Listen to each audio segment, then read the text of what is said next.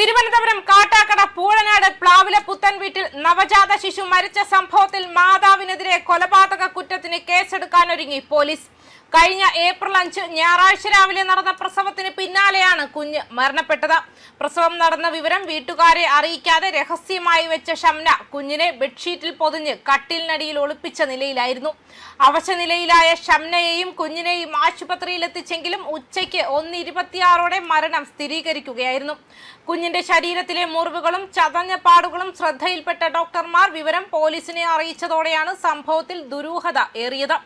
തുടർന്ന് നടത്തിയ പോസ്റ്റ്മോർട്ടം പരിശോധനയിൽ കുഞ്ഞിന്റെ മരണം ശ്വാസം മുട്ടിയാണെന്ന് സ്ഥിരീകരിക്കുകയും ചെയ്തിട്ടുണ്ട്. ഇതോടെയാണ് 21 വയസ്സുകാരിയായ ഷംനയ്ക്കെതിരെ കൊലപാതകത്തിന് പോലീസ് FIR രജിസ്റ്റർ ചെയ്തത്. താൻ ഗർഭിണിയാണെന്ന വിവരം ഭർത്താവോ വീട്ടുകാരോ അറിഞ്ഞിരുന്നില്ലെന്നാണ് യുവതിയുടെ പ്രാഥമിക മൊഴിയെങ്കിലും ആര്യൻകോട് പോലീസ് ഇത് പൂർണ്ണമായും വിശ്വാസത്തിലെടുത്തിട്ടില്ല. നിലവിൽ പ്രസവത്തെ തുടർന്നുള്ള അമിത രക്തസ്രാവം മൂലം തിരുവനന്തപുരം SIT ആശുപത്രിയിൽ പോലീസ് നിരീക്ഷണത്തിൽ ചികിത്സയിലാണ് ഷംന. ഇവരുടെ ആരോഗ്യനില മെച്ചപ്പെടുന്നതോടെ വിശദമായ ചോദ്യം ചെയ്യലിലേക്ക് പോലീസ് കടക്കും. സംഭവത്തിന് പിന്നിൽ മറ്റാരുടെയെങ്കിലും സഹായമുണ്ടോ എന്ന കാര്യത്തിലും പോലീസ് അന്വേഷണം ഊർജിതമാക്കിയിട്ടുണ്ട്.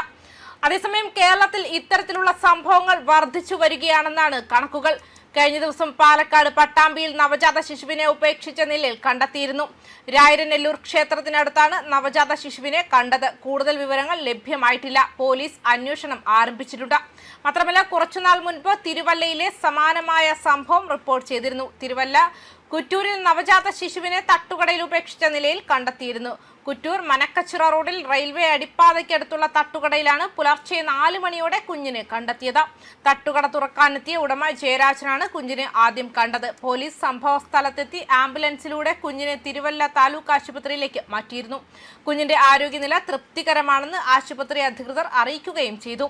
തട്ടുകടയുടെ പിന്നിലെ വീട്ടിലാണ് ജയരാജനും ഭാര്യ ഇന്ദുവും താമസിക്കുന്നത്.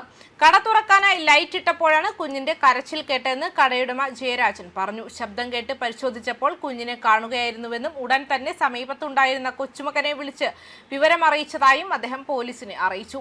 തുടർന്ന് കൊച്ചുമകനെത്തി സ്ഥലത്തെത്തി കുഞ്ഞിനെ പരിശോധിക്കുകയായിരുന്നുവെന്നും ജയരാജൻ പറഞ്ഞു. തട്ടുകടയുടെ വാതിൽക്കലാണ് കുഞ്ഞിനെ ഉപേക്ഷിച്ച് പോയതെന്നും കുഞ്ഞ് ഏറെ തണുത്തു വിറച്ച നിലയിലായിരുന്നുവെന്നും ജയരാജന്റെ ഭാര്യ ഇന്ദു പറഞ്ഞു.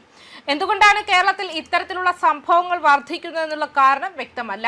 കുടുംബ പ്രശ്നങ്ങളോ വഴിവിട്ട ബന്ധങ്ങൾ എന്നിവയ്ക്ക് കാരണങ്ങളായി പലരും പറയുന്നുണ്ട്. എന്നാൽ ഇതിനൊക്കെ ബലിയാടുകളാകുന്നത് ഒന്നുമറിയാത്ത കുഞ്ഞുങ്ങളാണ്.